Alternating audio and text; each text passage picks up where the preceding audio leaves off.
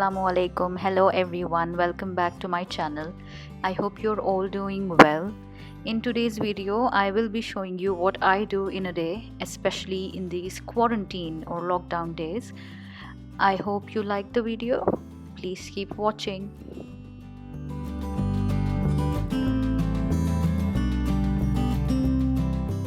So the first thing I do after I wake up is check the weather, see if it's dusty or if there's a sandstorm, and if it isn't, I just go out, just have a look what's going around, soak up some sun.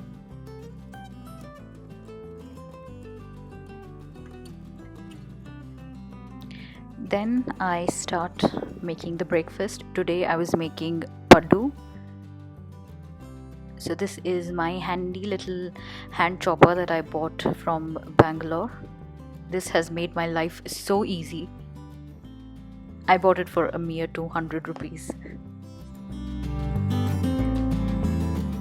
So I've added 1 onion and some coriander leaves. You can also add green chilies and curry leaves. I didn't have curry leaves and my husband doesn't like the taste of green chilies, so I'm avoiding it. Then I had this leftover idli batter, so I'm going to add the onions and the coriander into the batter, mix it with some salt, and the paddu batter is ready.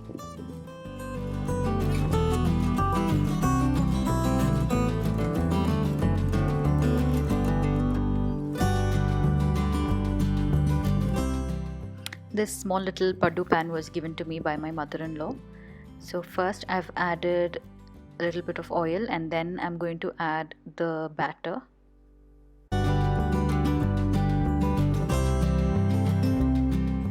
And I'm going to cover it and let it cook.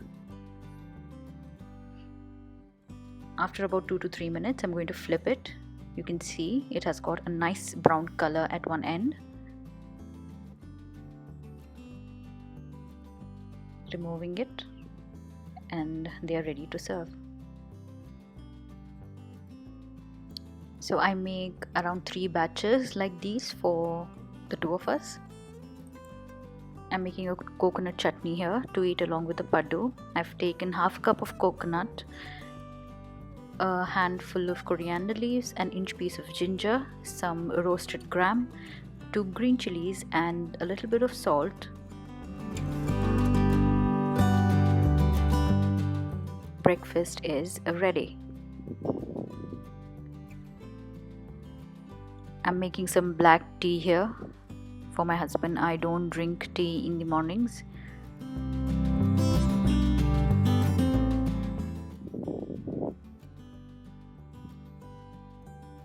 I add a few drops of lemon juice into the tea.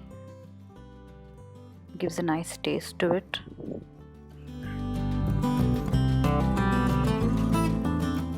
Here is the work from home situation alongside video games.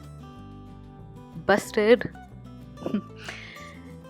Okay, after the breakfast I start to clean. I sweep, mop and also clean the kitchen, but I'm not showing anything in this video because I am a very clumsy cleaner and you people better not see it. Moving on to preparing lunch. Today I'm making my absolute favorite horse gram curry with ragi mudde. So these are the horse gram that I had kept for sprouting in a tea towel. This is the perfect amount of sprouts for me. I don't like it any longer than this. So the previous day I had washed and soaked the horse gram, and then at night I drained it and I tied it in this tea towel and I let it sprout the entire night. So this is what I got out of it. I am going to be pressure cooking these horse gram because it takes a really long time if I do it in the regular pot. I'll pressure cook it for about 2 whistles. That's quite enough. So I'm putting enough water and I'll let it cook.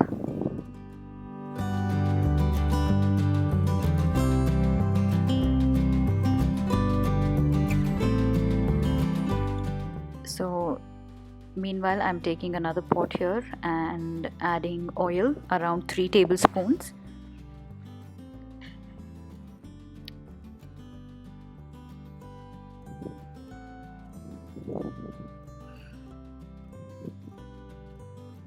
Now I've added around 1 teaspoon of mustard seeds and then some onions.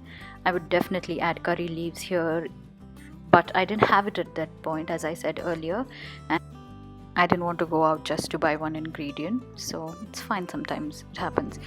So I forgot to record this, but I've added ginger garlic paste, a teaspoon of red chili powder, half a teaspoon of turmeric powder, 1 teaspoon of coriander powder, and this is Zira Methi powder that most of the households in Bangalore might have. I'm adding 1 teaspoon of that here. It gives a very nice fragrance. It is made with 1 part of fenugreek seeds and around 4 parts of cumin seeds. Then I've roasted the masala nicely and added potatoes and brinjal. Brinjals are comparatively less because both of us do not like to eat brinjals.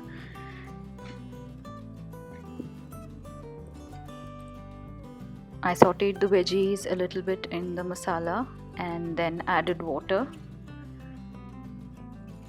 and I let the vegetables cook in it.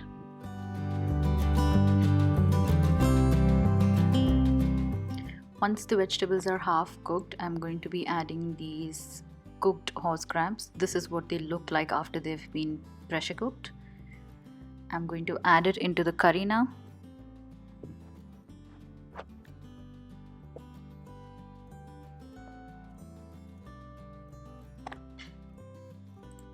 Meanwhile, I'm making this coconut and coriander paste. This too will go into the curry.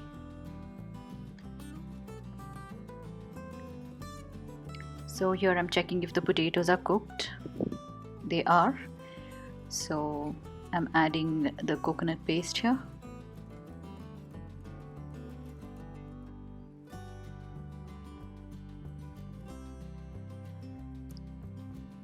After this, I've added tomato paste. I took 2 medium-sized tomatoes, made a paste of it, and then added it to the curry. So my mom always says when you add coconut into any curries, you have to let it cook without the lid. This is what I'm doing here, following her advice.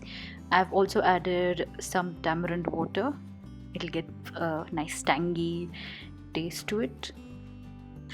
Then salt. So while the curry is bubbling away, I am going to be making ragi mutte or ragi balls. I've taken 1 glass full of water here and added flour. I didn't really measure it because this is how I do it. I do it by the eye.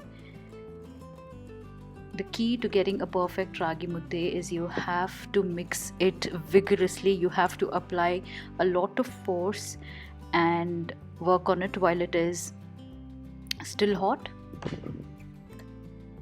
After I've mixed it thoroughly, I am going to let it cook for some time just to get rid of the raw taste of ragi.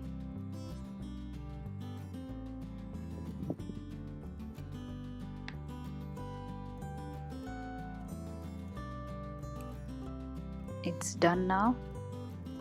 Now I'll be shaping this batter into a ball. You have to work on it while it is extremely hot, and it's a little difficult at first, but then you get used to it. So this was quite a lot for 1 mudde for me, so I'm making 2 out of it.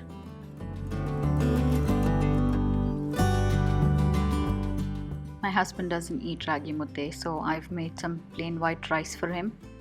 I've also fried some papad. He's missing onto something really amazing and he doesn't know about it. Anyway,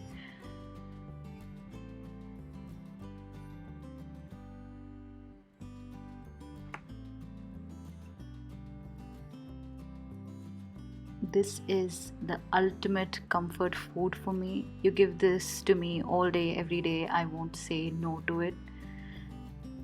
You cannot have ragi mudde in fancy crockery. You have to have this steel tatte wherein you can put the ragi mudde and lots of curry and eat it. Ultimate bliss. Later in the evening, I thought I'd bake a cake. I'm still a little intimidated with baking. I do not know much of it, but I thought I'd give it a try because you need something to munch on in this lockdown time. Maybe you're just bored. I don't know. Anyway, I'm making it from a ready mix that you get, not from the scratch. So I'm just preheating the oven here. So I've laid everything in front of me. Let's start baking. So first I'm lining the tin with some oil and I'll dust it with flour. Usually you have to do this with butter, but I didn't have butter at that point, so might as well use oil. I'm dusting it with some all-purpose flour. This is to prevent the cake from sticking to the bottom of the pan.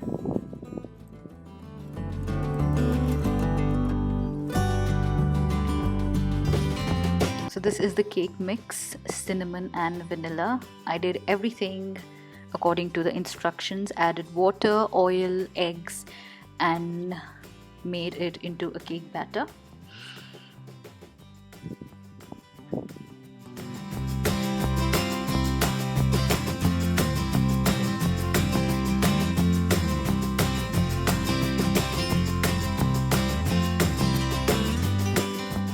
There was another sachet given in the cake mix. This is the cinnamon part of the cake, so I'm just mixing the contents of the sachet with some water.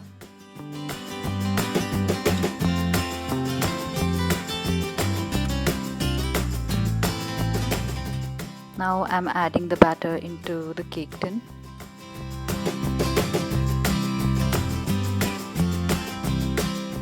Then I have to add this cinnamon mix onto the cake batter and create sort of a wave effect. I tried my best, but you will see.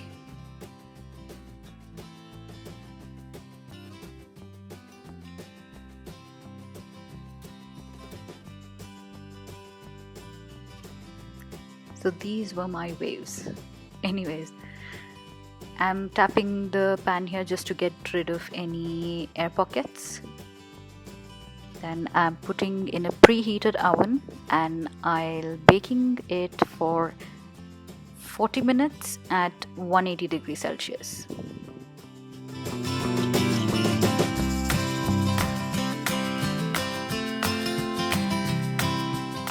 After 40 minutes, I checked if the cake was cooked by inserting a knife in the middle of the cake, and it came out clean. So here it is. Not bad for the first attempt, I must say. Time to have tea.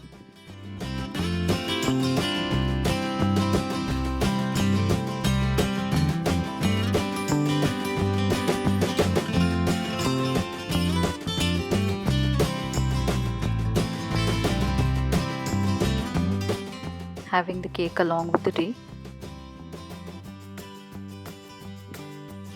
Sun is about to go down. How beautiful it looks. Around 7:30 p.m. in the evening, we get this alert message from Abu Dhabi police not to get out of the house because of the national sterilization program. Watching my favorite Turkish series on Netflix. My current favorite series, you can say, Dilirish Ertuğrul, or Resurrection Ertuğrul in English. Öyle olacağı belliydi. Neredeymiş şu davet? Henüz değil mi? And later we talk to our parents at home, have dinner, and off to bed. That's it for today, everyone. I hope you liked my video. If you did, please do like, share and comment, and also please subscribe to my channel. Until next time, stay home, stay safe. Allah Hafiz.